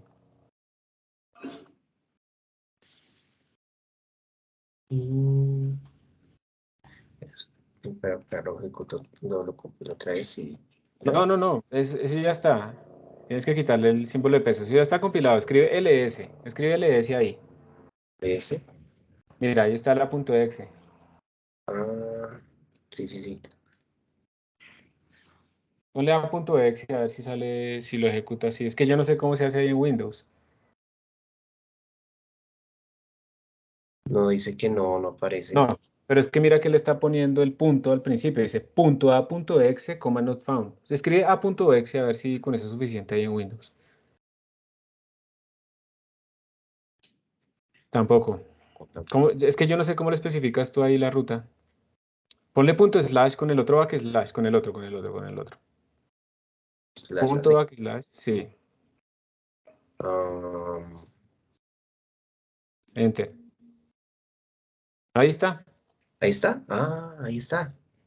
Súper, ahí está. Es que estás muy acostumbrado al Play, ¿sí ves? Tienes que manejarlo más de consola, ¿listo? Y ya lo puedes hacer y ya te funciona. Ok. No sabía que el bash también podía ejecutar porque yo por lo general lo hago por acá y es como un poquito más complicado. No, claro. O sea, Bash es tu consola, ¿sí? Y tú puedes hacer ahí todo. Laura, en Replit tienes que hacer lo mismo. Tienes que clonar el repositorio, adaptar tu programa para que sepa la ruta correcta e indicarle al compilador la ruta. ¿Listo? Pero lo más fácil realmente es que utilicen en este momento la sala para que prueben. Vale, entonces miren, esto fue mi computador, yo lo adapté de esta forma rara para que funcione, pero funcionó. Si yo estoy, aquí me voy a meter a un computador en la sala, ¿listo? Estoy ya en la sala. Estoy en uno de los computadores que casi todo el mundo quiere meterse siempre en la sala, que es uno de los que tiene más posibilidades de correr threads. Mire, tiene 16 threads, tiene 8 procesadores lógicos, físicos y tiene 16 threads de ejecución. Ahí está un VS Code muerto desde hace tiempo, gastándose 3 procesadores completos ahí haciendo nada. Entonces voy a entrar a los repositorios, voy a entrar al de nuestra clase, voy a hacer un git pull. Esto me toca hacerlo a mí, a ustedes no les toca hacerlo. Ya súper desactualizado este repositorio acá porque yo siempre lo hago desde mi computador, nuestra clase. Entonces ya apareció el de hoy, entonces voy a entrar ahí a la clase del día de hoy. Y en la clase del día de hoy voy a compilar. Entonces miren que si yo lo hago en la Creo que sala, seguimos viendo la pantalla de David. sí. Tienes toda la razón. ¿Ya están viendo la mía? Ahora sí, sí señora, ya. Pues básicamente lo que hice fue entrar a la sala de cómputo de un cliente y entré al repositorio de nuestro curso, ¿sí? Y le hice espérate, lo resalto, entré al repositorio de nuestro curso, ¿sí? Allá en la sala, y le hice un git pull. Entonces me actualizó un montón de cosas porque yo hace rato no entraba en este curso allá porque lo hacía todo desde mi computador, y entonces miren que ahí tenemos los mismos códigos todos. Y miren que en la sala de cómputo, como ya tiene instalado Eigen, yo puedo simplemente compilar G++ Eigen y ya listo. Sí, entonces, digamos que por eso es que yo les recomiendo utilizar la sala o algo así en estos casos porque ya está listo. Ojo, ¿por qué me detuve a trabajar con David para que todos vieran? Porque la habilidad de instalar cosas es algo que ustedes van a tener que utilizar en los proyectos finales y tienen que utilizar en general en su vida. Entonces es bueno saber eso del menos i, cómo le digo a mi compilador dónde encontrar cosas, cómo adapto mi código, ¿listo? Entonces es una habilidad importante. Otra cosa importante que quiero mostrarles, ya que estamos acá, presten atención un momento, es que Eigen por defecto no es rápido. Si yo lo compilo así, por defecto Eigen va a ser lento, tan lento como nuestros códigos. Yo le puedo pasar unas banderas de optimización a mi compilador para que él optimice mi código y ese código en general sea más rápido. La bandera que necesita Eigen es esta, menos O mayúscula 3. Si ustedes añaden esta bandera menos O mayúscula 3 a su línea de compilación, todo parece igual, pero no es igual. Miren, cuando yo hago esto, Eigen no sé qué, voy a hacer un ls-lh. Miren el tamaño, vamos a ver si cambia el tamaño acá un poco. Quitémosle las unidades humanas. Miren el a.out, ocupa 49.344 bytes. ¿Listo? Si yo ahora compilo con el menos O3, miremos ahora, observen que la cosa cambió. Es el mismo código fuente, pero el binario producido cambió. Chicos, cuando uno compila con menos O3 con Eigen, es probable que el código se demore 100 veces menos. Si Eigen es capaz de hacer las cosas que uno quiere que haga. Es muy, muy eficiente. Entonces, es otra banderita muy útil que uno debe utilizar, no solo el menos i, hay muchas, ¿no? Pero también esta bandera de optimización puede ser muy útil para uno ejecutar. En este código que estamos haciendo ahorita, eso no se va a notar, ¿sí? Obviamente, eso no se nota porque esto se demora microsegundos. Se demora más imprimiendo la pantalla que calculando, porque no está haciendo realmente ningún cálculo. Entonces no se va a notar, ¿sí? No se ve. Pero cuando uno tenga matrices muy grandes y esté calculando problemas más importantes, ahí sí se va a notar. Entonces, segunda bandera importante, menos O3. Y de nuevo, por esas razones que tienen obligatoriamente que tener la capacidad de trabajar en la consola. Para poder cambiar estas banderas, decirle el menos sí, pero yo no quiero ir a Visual Studio y decirle, oiga, para todos mis proyectos tiene que incluir esta carpeta, no sé qué, porque eso no tiene sentido. Uno sí puede por proyecto ponerle configuraciones diferentes, eso sí se podría, pero tener la habilidad de modificar el comportamiento del compilador en la consola es muy útil. Entonces pueden hacer esto y en la sala observen que les va a funcionar de una. ¿Está bien? Ahora bien, y también en la máquina virtual también les va a funcionar de una vez sin ningún problema. Voy a hacer un paréntesis y les voy a mostrar algo más. Cuando ustedes entran en un entorno computacional que está relativamente configurado para que la gente pueda trabajar, también existen unos paquetes extras que uno puede cargar en el entorno a través de un sistema que se llama módulos. Y esos sistemas de módulos son los que se encargan de crear unos entornos en donde yo ya no necesito el menos i y otras banderas necesarias en algunos casos, sino que se encarga de hacer todo.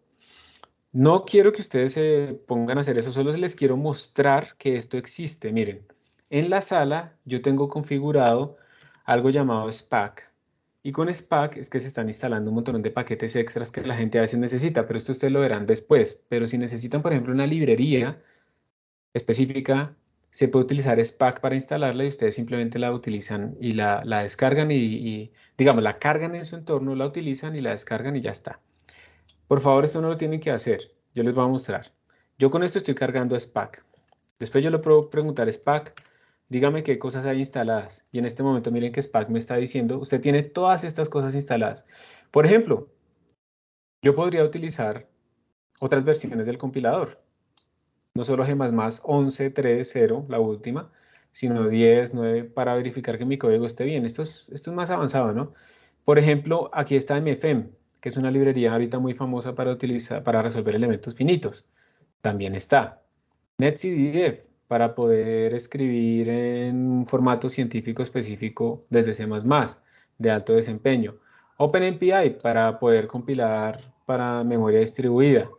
Y hay un montón de paquetes aquí disponibles, ¿sí? Para que ustedes puedan utilizar algunas cosas. Este es SuperLU. Estas son librerías de alto desempeño para álgebra lineal. Y entonces, si yo, por ejemplo, quiero cargar, digamos, MFM, ¿sí? Aquí está FreeGlot, que es para GL en la consola. En la consola no, para programar con GL y poder generar las peloticas y esas cosas en visualizaciones tridimensionales. Entonces, digamos que yo quiero cargar MFM, por ejemplo. Miren la magia que esto hace. Les voy a mostrar una de las tantas variables de entorno que existen. Esto es en donde se buscan los comandos en el bash. Entonces él me dice, yo estoy buscando acá. Bueno, en estas rutas. Son rutas del sistema operativo separadas por 2 puntos. Y si él no encuentra un comando ahí, por ejemplo, si yo le pongo esto y le doy Enter, él me dice, yo no encontré ese comando. No es que el comando no exista, simplemente es que no existe en estas rutas donde él busca. Miren esta magia, si yo hago spack load mfm, él carga algo, ¿sí? Y miren ahora lo que sucedió. Si yo le pregunto cuál es el entorno ahora para buscar comandos, por ejemplo, miren cómo se cambió. Se llenó de un montonón de cosas, ¿sí? Pero ese montonón de cosas son precisamente las cosas que me permiten a mí ahora utilizar MFM sin ningún problema. Y lo mismo pasa con Eigen y demás. Yo simplemente cargo Eigen y ya puedo compilar sin tenerle que poner el "-i" ni nada de eso. Entonces yo aquí ya puedo hacer mis comandos que utilizan MFM, y después al final cuando termine le digo spack and load. Y cuando le digo spack and load, vuelvo a mirar mi entorno y quedo limpio. Esto es lo que se hace ya en unos entornos más generalizados. Si ustedes en algún momento van a trabajar en la sala y van a querer utilizar alguna librería específica, pues ahí podemos hablar para ver cómo instalarle, que les quede disponible de una vez, o la instalan ustedes mismos en sus propias máquinas y demás, como quieran. Eso no tiene ningún problema. Hay, por ejemplo, ¿dónde está? Turbo VNC. Esto nos permite a nosotros conectarnos a la sala, no por X2Go, sino por otra cosa, un servidor VNC, pero nos permite utilizar GL en la sala. Y GL en la sala quiere decir que podemos abrir unos programas que utilizan la tarjeta gráfica y un montón de cosas más. Entonces, esto es lo que se hace en un entorno más genérico de programación. En los clústeres ustedes utilizan módulos o Spack y aparecen 200 módulos disponibles y librerías con diferentes versiones y demás, pues porque cada persona o cada grupo tiene como una necesidad diferente. Entonces, yo creo que la forma más sencilla pues, de utilizar librerías realmente es por acá. Y pues bueno, dependiendo de lo que al final terminen de escoger ustedes en los proyectos, pues miramos a ver cómo se instala la librería. Si lo hacen en sus propias máquinas, lo hacen ustedes, pues obviamente les puedo ayudar, darles una guía, pero si lo hacen en la sala, pues van a tener más ayuda porque es un entorno de mayor impacto en donde estoy más familiarizado para poderles ayudar. Simplemente, si vieron que ahorita yo no sabía cómo hacer eso en Windows, pero pues ahí aprendimos. Ahí lo dejamos. Entonces, en resumen, volviendo a Eigen, pues Eigen ya está instalado, no tenemos que hacer nada en la máquina virtual, entonces arranquemos. Pero si están utilizando Replit, o están utilizando Wintendo, Windows o lo que sea, Eigen es facilito de instalar, entonces simplemente lo descargan, adaptan sus códigos y le dicen al compilador dónde buscarlo. ¿Ok? ¿Hay alguna pregunta o duda hasta acá? Yo no he mirado esto hace rato. Si ustedes siguen este tutorial, y de hecho se los voy a copiar acá, gracias por avisármelo de la pantalla. Si ustedes siguen este tutorial, ustedes van a encontrar más programitas acá. Y miren que incluso en el tutorial de Eigen les están hablando del menú-sí, ¿sí ven? Path to Eigen. Ustedes tienen que ponerle en dónde encontrar a Eigen. Y ya. Entonces, aquí hay más programitas de ejemplo. Yo los tengo, son los mismos que tenemos nosotros, sin utilizar esto del use en eigenmatrix. Yo prefiero realmente utilizar el espacio de nombres explícitamente como buena práctica de programación. Entonces, vamos a ver más ejemplitos. No sé, en caso se me olvidó cómo hacer esto. Ah, es que eran códigos diferentes. Entonces, voy a cerrar acá. Este primer ejemplito ya pasó. Digamos que aquí hay un ejercicio y es, quisiéramos leer las filas y las columnas desde la línea de comando, entonces pues sería simplemente este 2 y este 2 cambiarlos, ¿no? Pero entonces, de todas maneras, si leemos 3, digamos que el número de filas 3 y el número de columnas 3, entonces solamente estamos inicializando cierto subconjunto de nuestra matriz, ¿no? Entonces hay que tener cuidado con este tipo de cosas. Entonces ahora miremos otro ejemplo, una multiplicación de matriz con vector para que tratemos de ver más utilidades de eigen. Entonces observen que con eigen, aquí estamos otra vez haciendo el include, eigen 3, eigendens, no sé qué. Lo voy a adaptar para mi caso en particular. Voy a seguir utilizándolo el "-i". Entonces observen qué estamos haciendo acá. Presten atención primero. Aquí estamos diciéndole a eigen que vamos a crear una matriz dinámica con doubles. Se va a llamar M. Pero la vamos a inicializar aleatoriamente. Y esto lo que va a hacer es coger un generador aleatorio interno y lo va a utilizar para llenar la matriz. Esto es muy útil cuando uno quiere hacer exploraciones de cómo un algoritmo cambia con el tamaño. La llenamos aleatoriamente. Obviamente esto está implicando que la matriz no va a ser simétrica necesariamente o no va a cumplir ciertas propiedades. Es completamente general, completamente arbitraria. Miren lo que estamos haciendo después. Entonces, aquí aprendimos una primera cosa.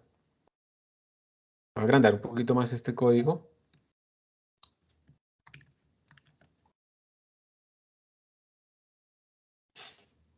Aquí aprendimos una primera cosa. Que esto que está acá nos permite generar una matriz. Esto es una matriz aleatoria. ¿Listo? De ese tamaño. Si quiere una matriz de 3000 por 3000, le ponen 3000 por 3000 y ¡prum! Matriz aleatoria de 3000 por 3000. ¿Qué sigue? En esa segunda, en la línea 39 que está acá, que no es la línea 39 del código, ¿no? Dice, coge a la matriz M y le va a asignar la matriz M más otra cosa. Entonces, ¿qué es esto que tenemos acá? Esto que tenemos acá es otra utilidad que tenemos nosotros disponible en eigen, que es una matriz constante. Uno le especifica primero el tamaño, entonces el tamaño de esto es 3 por 3, y luego con qué valores va a tener. Entonces una matriz de 3 por 3 que por todo lado tiene 1.2, 1.2, 1.2, 1.2. Entonces le estamos diciendo, coja la matriz aleatoria que tenemos ahorita, súmele una matriz constante del mismo tamaño, pero 1.2 en todo lado, y a ese resultado multiplíquelo por 50. Entonces él internamente está creando una matriz aleatoria, luego con esa matriz aleatoria crea otra matriz constante lleno de 1.2 y lo suma elemento a elemento, o sea, es la suma de matrices, eso sí está definido como es, suma de matrices. Y luego esa matriz temporal lo va a multiplicar por 50 y eso se lo va a volver a asignar a M. Si uno hiciera esto a mano, uno tendría que crear muchas cosas temporales innecesarias. Eigen genera en esto una expresión muy eficiente para que esto sea lo más rápido posible. Y luego simplemente estamos imprimiendo nuestra matriz utilizando cout. Entonces aquí tenemos M igual y luego imprimimos nuestra matriz M. Luego estamos generando un vector de tres filas, de nuevo que va a guardar doubles. Lo vamos a inicializar, también lo podemos inicializar así, se puede por componentes o se puede con el operador como sin, el que lee la entrada estándar, 1,2,3. Y luego simplemente podemos hacer la multiplicación de la forma más sencilla, que es utilizar pues, la multiplicación. Desde que esto tenga significado, alguien lo va a hacer. M por V es la matriz M por el vector V. Y vamos a ver qué nos sale con esto. Entonces vamos a compilarlo. Este se llama eigen-m mayúscula por V mayúscula. Entonces voy a venir acá a mi máquina. Me pasé. Es acá. Sí, es acá. Listo, entonces voy a compilar. Entonces, de nuevo, tengo que utilizar -i en mi máquina. Eigen-mb. Ya compilé. Lo voy a ejecutar. Y ahí está mi matriz M y mi M por V. Compílenlo ustedes, córranlo y por favor confírmenme si les sale. Pues sale con otros valores, pero sí sale la misma. ¿Cuáles valores te cambiaron? ¿Los de la matriz? Los de la matriz, sí. Muy bien. ¿A alguien más le salieron iguales o diferentes? Quiero que me cuenten por favor si le salieron iguales o si le salieron diferentes. A John le salió también con diferentes valores. ¿A qué se deberá eso? ¿Ustedes qué creen? ¿A qué se podrá deber que salgan con diferentes valores? ¿No dijimos que las librerías servían, entre muchas cosas, para ser reproducibles en muchas máquinas y dar lo mismo? Es porque la matriz se está llenando de forma aleatoria, ¿no, profe? Se está llenando de forma aleatoria. Exacto, es por ahí. Y los números aleatorios, pueden ser que todos estemos utilizando la misma secuencia, pero de pronto ustedes están utilizando este pedazo de la secuencia y yo estoy utilizando este pedazo porque todas las secuencias aleatorias requieren de algo llamado la semilla para ser inicializada. Y lo más probable es que la semilla que ustedes están usando implícitamente en su instalación de Eigen, en su compilador, sea diferente a la semilla que yo estoy utilizando. Entonces nuestros códigos son diferentes. Entonces, si uno quiere tener reproducibilidad cuando está utilizando procesos aleatorios en un computador, bueno, números aleatorios en un computador, tiene que controlar la semilla. Eso lo veremos con más detenimiento cuando empecemos a hacer simulaciones aleatorias con números aleatorios, integrales aleatorias, números aleatorios distribuidos uniformemente en regiones y demás. Pero es para que les quede de una vez ahí en la cabecita esa idea. Tenemos que tener, digamos, controlada la semilla si queremos tener los códigos reproducibles. A veces la gente dice, no, pero yo lo que quiero es que cada vez que yo lo corra me dé diferente porque es que eso es aleatorio. No. Yo necesito poder reproducir mis simulaciones. Si yo quiero otra secuencia, pues utilizo otra semilla. Porque yo necesito poder reproducir los errores. A mí no me sirve que yo lo corra una vez y me da una secuencia que genere un error. Y yo digo, hay un error. Y lo vuelvo a correr y ya no da porque ahora me generó otra secuencia. Ah, no, no. Y lo vuelvo a correr. Ah, no, no pasó nada. Y después lo vuelvo a correr y vuelve a dar el error. Pierdo reproducibilidad, que eso también hace parte del método científico. También incluye reproducibilidad. De nada sirve que yo diga, he descubierto la fusión fría, pero solo me funciona a mí en mi casa una vez. Si no es reproducible, no sirve para nada. Puedo hablar con los muertos, pero solamente bajo el entorno controlado que yo puedo hacer en mi casa, en mi forma, en lo que yo digo. No, no sirve. No es una formación científica, ¿cierto? Entonces, la reproducibilidad es muy importante y en estos casos, pues también debe aplicarse. ¿Cómo controlamos la semilla? Eso lo veremos después. Es muy sencillo, es llamar una función. Hay que ver la documentación de Eigen que utiliza, pero pues es muy sencillo. Pero esa es la razón. ¿Listo? Lo importante es que Eigen es fácil de usar, fácilmente se representan las matrices, fácilmente puede hacer operaciones matriciales, fácilmente puede hacer multiplicaciones y pues obviamente fácilmente puede hacer muchas cosas más. Entonces tenemos más utilidades disponibles que ya tienen que ver con lo que a nosotros nos interesa. Entonces vamos a pasar a esta parte del álgebra lineal. Ahí está el enlace. Esto está en la página web, yo más o menos la voy actualizando cada cierto tiempo. Entonces miren que hay otro código que se llama Eigen-Dense Linear Algebra. ¿Ustedes por qué creen que le ponemos el dense? Es como la función para las matrices. Sí, una función para las matrices densas, exacto. O sea, estamos especificando que este álgebra que estamos utilizando son matrices densas y no son sparse, no son dispersas. Recuerden que las matrices densas, bueno, más bien las matrices dispersas son matrices que casi todo es cero, excepto algunos elementos. Digamos, si el 10% de mis elementos de la matriz es diferente de cero y todos los demás son cero, eso es una matriz dispersa. Si yo tengo una matriz de 1.000.000 por 1.000.000, en donde solamente 1.000 de esos elementos es diferente de 0, pues es un desperdicio guardar tantos ceros, ¿sí? Es una matriz gigantesca. Entonces, digamos que hay otras formas de representación de esas matrices y los algoritmos cambian de forma de implementar y entonces uno tiene que tener claro en qué problema está. Representar matrices sparse con matrices densas es muy ineficiente. Entonces aquí estamos utilizando otra vez el álgebra lineal densa. Estamos definiendo una matriz aquí a las malas A y un vector B. Observen que ¿me pueden explicar qué significa este 3E? El tamaño y que se está llenando con float, o bueno, que recibe valores float. Exacto. Tamaño y que recibe valores o que se llena con valores floats, que los interpreta como floats. Muy bien. Estamos imprimiendo la matriz A, estamos imprimiendo el vector B. Y miren que vamos a resolver el sistema A por X igual a B. ¿Y cómo se hace eso? El vector de solución se declara, también va a tener tamaño 3 y también floats. Y simplemente le decimos A punto. O sea, la matriz por dentro de ella, porque eso es un objeto de Eigen, la matriz por dentro tiene unas funciones y entre esas tiene esta función para resolver un sistema utilizando el householder QR de pivote de columnas.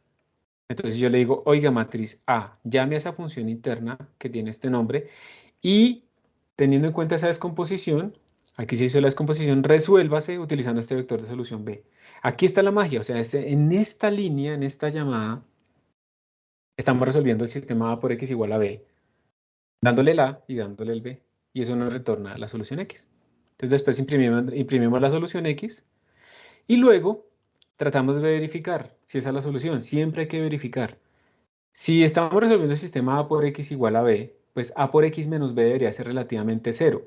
Entonces estamos imprimiendo A por X menos B, y estamos imprimiendo la norma de ese vector A por X menos el vector B, para ver si sí nos da pequeño. ¿Sí?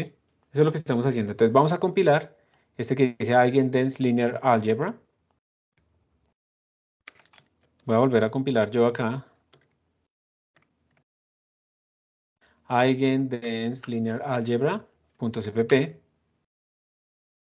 Me toca actualizarle esto. Tan. Listo. Ya compilé para mi caso. Ya ejecutó y ahora, miren, lo voy a ejecutar. Entonces ahí está, me dice, la matriz A es esto, la matriz B es esto, la solución es esta. Y la verificación me dio 10 a la menos 6. ¿Y ustedes qué dicen? ¿Esa verificación si es buena o es mala? ¿Cuánto debería darnos la verificación comparado con esto? ¿Qué analizan? Cuéntenme qué analizan ustedes de ahí. Ese es como el error. Ese es como el error, sí, exacto. O sea, yo estoy resolviendo el sistema A por X igual a B. Y esta verificación está imprimiéndome cuánto es la norma de A por X menos B, que debería ser 0, si fuera la solución exacta. Pero no me dio esto. Entonces, ¿qué hacemos? ¿Está mal? ¿Está bien? ¿Qué pasaría? ¿Qué dicen ustedes? ¿Lo aceptarían o no lo aceptan? ¿O por qué dio 10 a la menos 6? Ese 10 a la menos 6, ese orden de magnitud, ¿tiene algo especial? Pero entonces, si da un error, eso quiere decir que la propia máquina sabe cuál es la respuesta correcta, ¿no? Sí, porque nosotros, más o menos, o sea, recuerda que en el código estamos imprimiendo A por X menos B. Entonces, no es que sepa la respuesta correcta, pero claro, ¿la respuesta correcta cuál es? Recuerda que este es el sistema A por X igual a B. La respuesta correcta es que A por X me tiene que dar B. Entonces, si yo hago A por X menos B, esto me tendría que dar exactamente 0. Y eso nos está dando 10 a la menos 6. ¿Listo? Ese es como el error que está calculando. Ella no sabe exactamente cuánto es X, pero lo que sí se sabe es que A por X menos B debería darnos 0, si fuera la solución exacta. Entonces, ¿qué hipótesis tienen ahí? Yo creo que son los valores flotantes. Muy bien, excelente. Recuerden que los valores flotantes tienen como precisión relativa 10 a la menos 6. En valores flotantes yo solamente puedo comparar relativamente entre ellos hasta 10 a la menos 6, ¿sí? Por la representación de memoria de precisión sencilla. Entonces por eso aquí hay otro código que se llama Eigendense Linear Algebra Double. en donde lo único que vamos a hacer es cambiar la F por una D. ¿Sí ven? Estamos cambiando la F por una D, es la misma matriz, el mismo problema. Compilémoslo.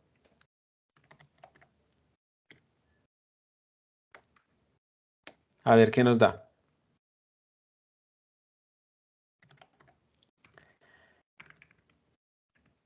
A ver si cambia algo, ¿no? Ya compiló. Bueno, está compilando. Le hago a.out. Y observen que ahora me dan los valores ligeramente diferentes. Antes me dan -2, 0.999, 1. Ahora me dan -2, 1 y 1. Y el error pasó de 10 a la -16 a 10 del orden de 10 a la -15. No sé si ustedes recuerdan, pero en 10 a la -15 ese era el error relativo cuando tenemos doubles. Nuestro código es un poquito más lento. Eso no se nota realmente, pero es mucho más preciso. Por eso es que ustedes en computación científica deben utilizar. ¿Listo? Si les da a ustedes, alguien compiló y corrió para ver si les da igual o diferente. Para que me confirme, por favor, si les dan esas diferencias.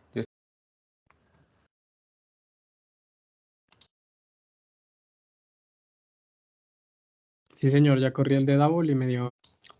Perfecto. ¿Te da exactamente igual o te da el mismo orden de magnitud de 10 a la -15? Y me dio de 10 a la -15, pero igual la solución también me sale -2, 1, 1 y la verificación igual 3.5, 10 a la -15. Sí, increíble, ¿no? Que la verificación incluso es igual. Muy bien. Entonces esto es para que ustedes vean que es reproducible y además, pues que sí nos tiene que dar a todos más o menos lo mismo y también la ventaja de utilizar doubles, ¿sí? Listo. Y digamos que con esto estaremos terminando ya los ejemplos básicos. Yo quiero la próxima clase meter algunos ejercicios de valores propios y vectores propios, algunos ejemplos y empezar a resolver ejercicios de ese estilo. Entonces es probable que lo que les vaya a quedar a ustedes es un ejercicio un poquito, digamos, similar a lo que hemos hecho. Lo que se les va a pedir es que adapten este código para que lea de la línea de comando el tamaño. Va a ser una matriz de 1000 por 1000, pero que se puede hacer con cualquier tamaño. Que llene este A de forma aleatoria, no así a mano, sino con números aleatorios. Esta B con números aleatorios. Y después que se resuelva el sistema y luego que imprima este error. Entonces la idea es, después de todo esto, que ustedes tengan una, digamos que vayan a ir cambiando ese tamaño y vayan viendo cómo va cambiando ese tamaño y cómo va cambiando el tiempo que se demora su código. Entonces, para que ustedes sepan cómo se mide el tiempo de un código, ustedes básicamente lo único que tienen que hacer es, una forma muy sencilla es ponerle este comando user bean time. ¿Listo? Y entonces aquí les va saliendo el tiempo y van a graficar el tiempo real. Lo que les recomiendo es, cuando estén haciendo ese ejercicio, igual se los voy a poner en el enunciado, quitar estas impresiones, ¿sí? Aquí ya no nos interesan este tipo de cosas, porque eso va a dominar la computación. Ustedes lo único que necesitan es imprimir de pronto el error solamente, pero no imprimir la matriz. Imagínense una matriz de 1000 por 1000 y todo ese tipo de cosas, eso no nos interesa. Entonces vamos a ir viendo cómo va cambiando ese tiempo, y eso va a ser la tarea. Básicamente adaptar este código utilizando lo que ya hemos visto antes para que la matriz sea aleatoria, para que se lea de la línea de comandos el tamaño y entonces hacer esa grafiquita de cómo va cambiando el tiempo en función de ese tamaño. Y listo. Y con eso terminamos. Hoy quiero dejarlo salir un poquito más temprano. ¿Hay alguna pregunta o duda? Pero fue una pregunta. Ujú. ¿Te puedes regresar un momentico al que estábamos viendo? Cuando nosotros ponemos matriz 3D S3, es que el tamaño es 3 por 3, ¿verdad? Sí, tú tienes que volverlo X. Ujú. Ah, ok, ok. Entonces ese es el tamaño que nosotros vamos, por decirlo así, que le lea desde la consola. Sí, entonces le pones, no, digamos que no le tienes que poner aquí n por Ah, no, n no, o 1000 por 1000. no, me ¿Sí? Le refería a pones el que X. va variando. Ok. Exacto, le pones el X y aquí le pones más bien que sea con un random, con ese n por n y ya. Ah, listo, profe, gracias. Ok. Se pueden hacer Bueno. matrices de distintos tamaños, ¿cierto? Señor, ¿Se pueden hacer matrices de distintos tamaños? ¿a qué te refieres? ¿A que O no sea, sean que no sean cuadradas? solo cuadradas. Sí, sí, sí, claro. Tú puedes hacer matrices de tamaño rectangular y tú puedes hacer, por ejemplo, ahí también puedes resolver el problema A por X menos B, pero el algoritmo que funciona ahí, pues ya no son estos.